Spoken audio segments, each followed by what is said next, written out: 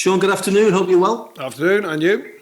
Nice to see you. Can I just start by asking you where you stand at the moment as a squad with COVID and with injuries? Because you've obviously had your fair share of problems. Yeah, we've got a few, but they're beginning to come back. We're looking a bit healthier on different ways with COVID and injuries. Ones that are missing, Barnsley's still getting over his injury, but he's beginning to get on the grass with us now. I mean, it'd be a bit of time, but it's good to see him at least around the group. Not ready yet, obviously. Charlie Taylor's touch and go, got a knock on his foot last weekend in a training game, so he's touch and go.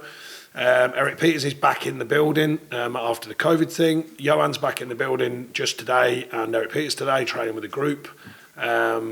Dwight's been back with the group. Dale Stevens back with the group first day today. Trying to think who else. Connor's okay.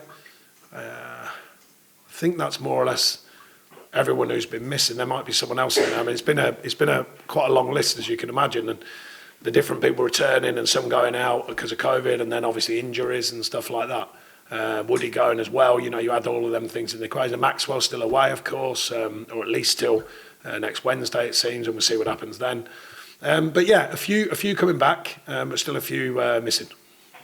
So you would hope, fingers crossed, that you're able to play this weekend? I would hope so, yeah. Looking at the group today, we've got, I think there was about 16 out there today, so at least that's getting back to where the group wants to be. So yeah, we should be fine. I know everybody's been affected by the COVID problem, but with your size of squad in particular and the number of games that you've had missing, just how disruptive has the last few weeks been in terms of players' rhythm, training and playing and everything else? Yeah, it's been difficult, but it's just the reality of what it is. You know, there's varying clubs are going through the ups and downs of it and been through the ups and downs of it. We hope, you never know, but we hope that we've parked our little spell of firstly COVID, and obviously the rules might be changing, or it seems the rules might be changing, but anyway, hopefully we've come through our spell. Probably, the way it seems, you're probably going to get more situations, but as suggested, if the rules change or you know, soften in the favour of the players to get more pitch time, as in training time and quicker recoveries, we'll have to wait and see. But it's not just us, look, it's affected other teams. We've had a couple of really important games in the sense of when the other team were having troubles actually with COVID and situations, and we were stronger. You know, if they'd have got the team out there, we might have done better because of that reason. But everyone's going through it. So it's not ideal, it's not helpful, but it's a reality of the industry at the moment. You're 4 games behind some teams, so I guess the fact that at least one game now against Watford looked like it's going to happen on the 5th of Feb, which is the FA Cup 4th round, that's what Watford, I think, were after. Is that the common sense approach for you? Yeah, look, I mean, you know, it's a tough one because of the way the league runs, the way the FA Cup runs, of course, but you know, we've got to try and catch the games up. You still want to try and have the best chance of them games having a kind of fairness, you know, because obviously we are going to play more games. They've got to be put in somewhere. So yeah, we were absolutely fine with that, of course. How big a concern is it, again, bearing in mind the size of your squad, that maybe 2 games a week might have to become the norm for a short spell? Well, it was the norm often through last season because of the way the season worked. The backside of coming out of the COVID original lockdown.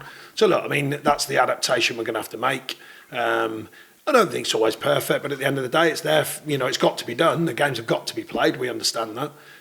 We hope the scheduling at least maximises the chance for us to have, and maybe an extra day in between games if it can allow that because of the amount of games. But we'll just have to wait and see. Did you see Arsenal last night? Yeah, most of it. Yeah. What did you think? Well, they've come a long way from a tough start. You know, there's a little bit more, slowly but surely they're built into what the manager's been trying to get them to do. There might be changes, obviously sendings off and stuff like that. We'll see. I mean, but they're in a better place than they were earlier on this season. And they've worked to get in that better place. I'm sure the manager's continually working on trying to get them to push even harder.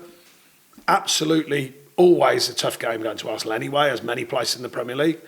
But we take on the challenge, and hopefully we'll have more bodies available to actually have a better chance to take on the challenge.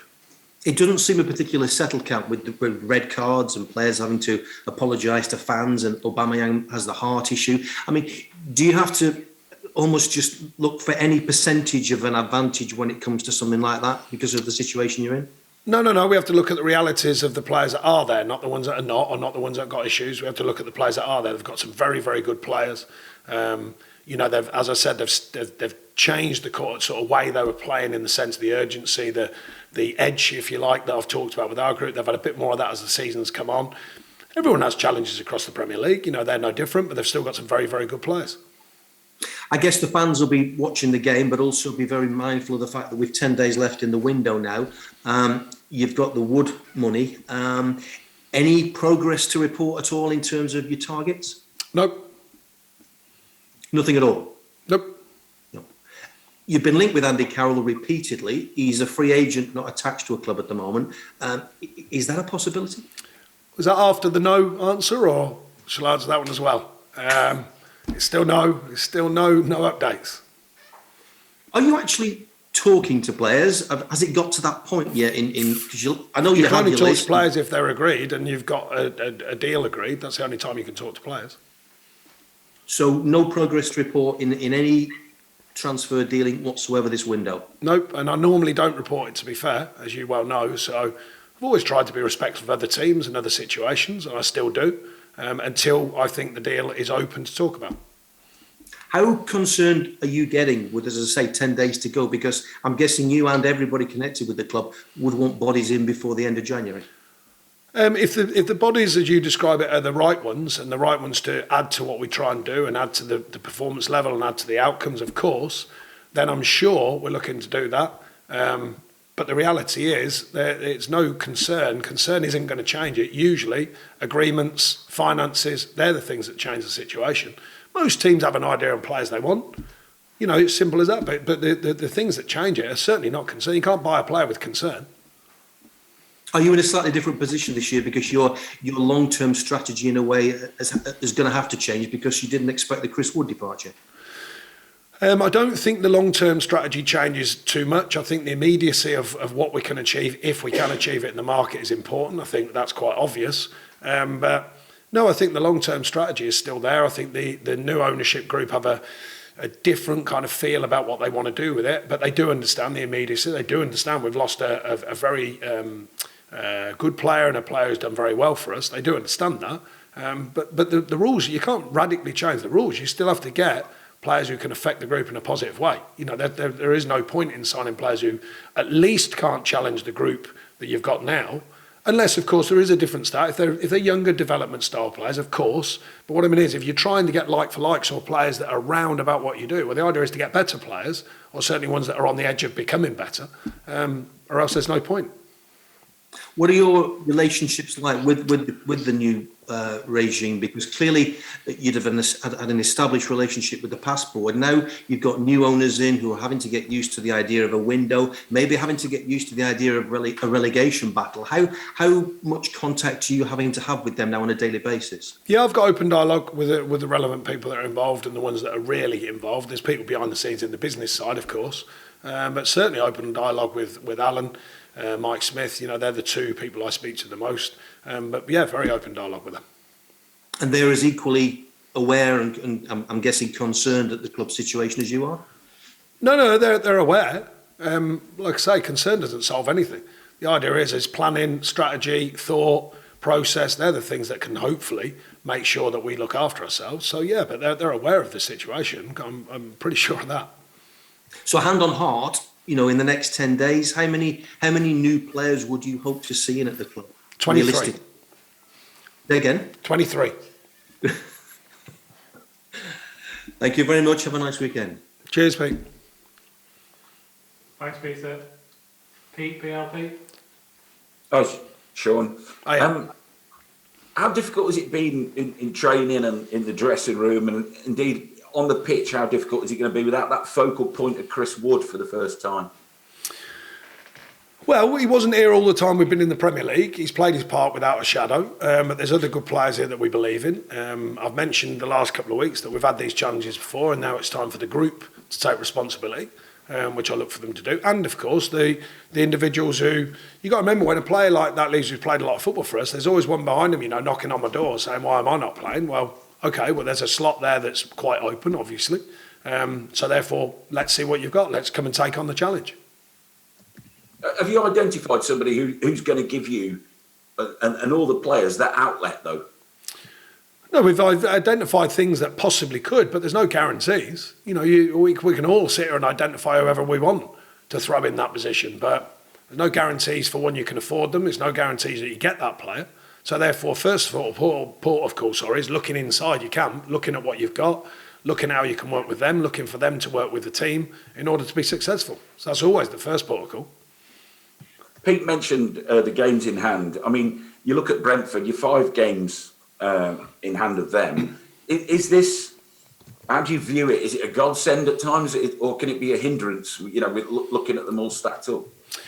Well, we'll see. I mean, the obvious one is that we didn't have a group that could take on the games in a competitive manner. You know, we might have got 11 out there, but then that's it. And I don't think that's right and proper for the league, let alone for ourselves. So the games that got called off, we had to call off, or through the Premier League, of course. You know, when they look at the reports and they look at the group that you've got. So even though you might have a backlog of games, which we will have, of course, then we want the full squad to take on them games. It'd be very, very difficult to take on them games without a full squad. You know, and if we were just over the margin, we're getting back there now, or somewhere closer. We want the players to come back and be fit and be available. And then if we have got more games, which we will have once the fixtures are put in place, then, you know, then at least you've got a group that can take the challenge on, rather than being so in a position where you just can't take the challenge of the game on properly. Pete mentioned Arsenal as well last night, and tempers seem to fray from the technical area onto the pitch. Can you take advantage of that with the sort of red mist that this team's displaying at the minute?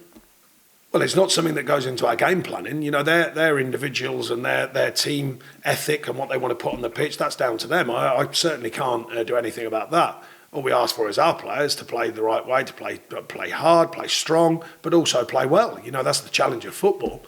I mean, I don't know, I can't remember the last red card we had. It was that long ago. But apparently we are that really tough fighting team. Strange one, that. No red cards. I don't know. Must be some form of discipline there somewhere. How do you win this game then, Sean? Playing well. You can't win at Arsenal unless you play well. You can't win at Arsenal unless you do the right things. A lot of these big clubs, you know, we've done it before. We did it at Arsenal after a big, you know, a longer period of not beating them, but we did. And you have to play well. You sometimes need a bit of fortune. Sometimes need things to come in your favour. You know, like I say it all the time about the big teams and playing them home and away. And I say it with good measure. You know, the fact is, it's not just about you, but the start point is for you to play well. You have to play well, you have to defend well. And then if you layer on top of that, they could have a quiet day, they could have injuries, referee might make a decision that changes the flow or changes the feel. You know, you often need other things, but the start point is always for your team, that being us, to perform. Good luck, mate. Thanks.